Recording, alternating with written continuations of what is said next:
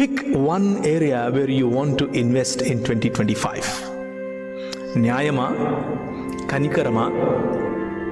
మూడవదిగా ఇంట్రోస్పెక్షన్, మనల్ని మనం చూసుకోవటం. అది దీన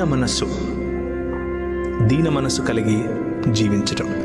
యెహోవా అడుగుతున్నది ఇదే.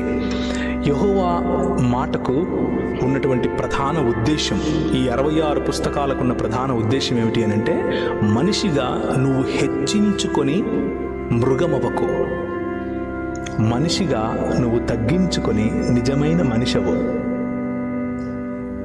ఇదే ప్రధాన లక్ష్యం.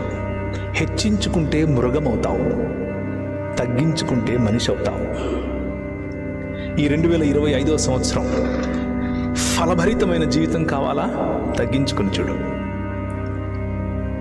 ఫలభరితమైనటువంటి కుటుంబం కావాలా? నీ భార్యకు సేవ చేసి చూడు. ఫలభరితమైనటువంటి జీవితం నీ కుటుంబంలో ఉండాలనుకుంటున్నావా? నీ భర్తకు గౌరవం ఇచ్చి చూడు.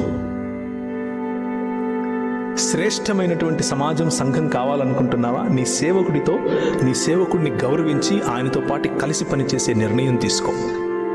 శ్రేష్టమైనటువంటి సంబంధాలు ఉండాలనుకుంటున్నావా? తగ్గించుకుని, అవతలి వాడు పలకరివ్వట్లేదు, అట్నుంచి అటే వెళ్ళిపోతున్నాడు అని అంటే కావాలని వాడి దగ్గరికి వెళ్ళి వాళ్ళని ఆలింగనం చేసుకో. It is a blissful life.